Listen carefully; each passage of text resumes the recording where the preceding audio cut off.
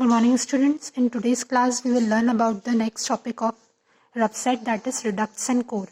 Reduct होता क्या है? It is a sufficient set of features which by itself can fully categorize the knowledge in a database.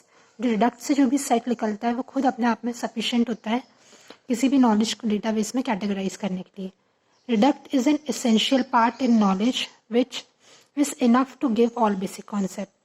Redact जो रहता है वो एक एसेंशियल पार्ट रहता है नॉलेज में, जो कि खुद अपने आप में इनफ रहता है सारा बेसिक कॉन्सेप्ट नॉलेज के बारे में देने के लिए. कोर क्या रहता है? Core in a certain sense is the most important part. Redact था वो एसेंशियल पार्ट था और कोर जो रहता है वो मोस्ट इम्पॉर्टेंट पार्ट रहता है. It is a set of attribute which is common to all reducts. अभी हम क्वेश्चन में रिडक्ट्स निकालेंगे तो जो कोर रहेगा वो सारे सेट ऑफ एट्रीब्यूट्स में कॉमन रहेगा सारे रिडक्ट्स में. अब हमको रिडक्ट्स और कोर की ज़रूरत क्यों पड़ी है?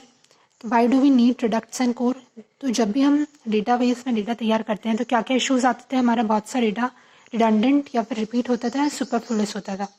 तो रिडक्ट्स एंड कोर क्या करते हैं? सम ऑफ द एट्रीब्यूट्स में भी सुपरफ्लुअस मीन्स रिडक्टेंट होते थे. That is there removal can not worsen the classification.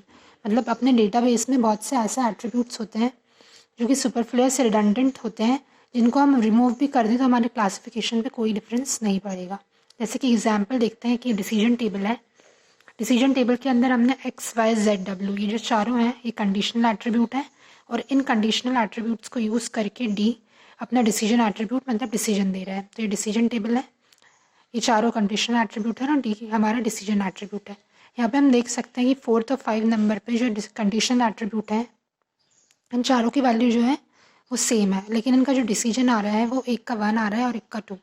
Means ये दोनों डिसीजन क्या हो रहा है? इनकन्सिस्टेंट हो रहा है. तो ये हमारे डेटा को इनकन्सिस्टेंट कर रहा है, तो हम 4 और 5 को दोनों को रिमूव कर सकते हैं. तो ये इस तरह के डिसीजन टेबल आएंगे और हमें रिडक्ट्स और कोर को यूज़ करके उनको फाइंड करके निकालना रहता है. अब इसके अंदर दूसरा एक वर्ड्स कॉन्सेप्ट यूज़ होता है डिस्पेंसिबल एट्रीब्यूट. डिस्पेंसिबल एट्रीब्यूट्स कौन से रहते हैं? Something that is superfluous. Superfluous मतलब रिडंडेंट या फिर not required. Dispensable attribute redundant या फिर नॉट रिक्वायर्ड एट्रीब्यूट्स होते हैं. इंडिस्पेंसिबल क्या रहते हैं? Something which is absolutely necessary, जो कि बिल्कुल नेसेसरी एट्रीब्यूट्स हैं. That is therefore we want only these attributes in a decision table, और हम अपने डिसीजन टेबल में सिर्फ यही एट्रीब्यूट्स चाहते हैं. अब इसको एक और डेफिनेशन के फॉर्म में देखें तो let R be a family of equivalence relation. ये जो रेड कलर में बिगर आर यूज़ करा है जहाँ जहाँ वो पूरा डिसीजन टेबल डिनोट कर रहा है, और जो स्मॉल आर यूज़ करा है ब्लू कलर में वो हमारे एट्रीब्यूट हैं. तो if let R be a family of equivalence relation means R हमारा डिसीजन टेबल है, and let R belongs to R means ये वाला जो आर है ये एट्रीब्यूट है जो कि इसमें बिलोंग कर रहा है. एट्रीब्यूट्स क्या कहते हैं यहाँ पे? X Y Z means X Y Z W belongs to relation table means decision table. We will say that R is dispensable means हमारा एट्रीब्यूट डिस्पेंसिबल है हमारे रिलेशन आर में.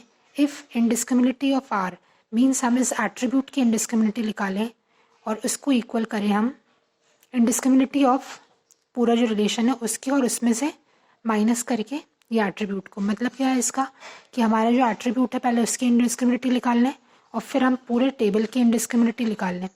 और कैसे निकालेंगे कि उसमें से जो आर एट्रीब्यूट है उसको हटा देंगे. अभी हम एग्जाम्पल में देखेंगे कैसे करना है. तो अगर उस एट्रीब्यूट की इनडिस्क्रिमिनेटी और उस पूरे रिलेशन की इनडिस्क्रिमिनेटी इस एट्रीब्यूट को हटा के दोनों अगर इक्वल आती हैं मीन्स क्या होगा कि आर इनडिस्पेंसिबल. अगर इक्वल आती हैं तो मतलब डिस्पेंसिबल है, मतलब कि इनडिस्क्रिमिनेटी जो आर आया और पूरे रिलेशन की जो हमने इनडिस्क्रिमिनेटी निकाली वो भी सेम आ गई. किसको? इस एट्रीब्यूट को हटाने के बाद भी हमारी पूरी टेबल की इनडिस्क्रिमिनेटी सेम आ गई और दोनों इक्वल हैं. तो इसका मतलब क्या है? डिस्पेंसिबल आर जो है हमारा डिस्पेंसिबल है, और अगर ये इक्वल नहीं आई मतलब आर इनडिस्पेंसिबल है, मतलब इम्पॉर्टेंट है.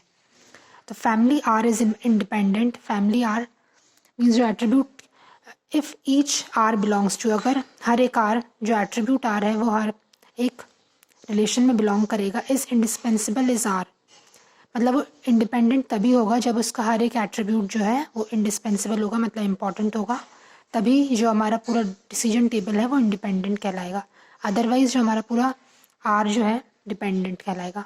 अब कोर निकालने अगर हम एक बार रिडक्ट्स निकाल लें तो कोर कैसे निकालते हैं? तो कोई भी अगर पी हमें दिया है तो कोर ऑफ पी जो रहता है वो इंटरसेक्शन ऑफ रिडक्ट्स रहता है, जहाँ पे जो R A D reduct P वो रिडक्ट ऑफ पी है is a family of all reducts of P. जो हम इस रिलेशन अभी एग्जाम्पल में देखेंगे, जो भी हम इसके सारे रिडक्ट्स निकालेंगे उसका जब इंटरसेक्शन करके जो कॉमन टर्म आएगा वो हमारा कोर रहता है। नेक्स्ट क्लास में हम इसका कोर एंड रिडक्ट का एक एग्जाम्पल देखेंगे। Thank you.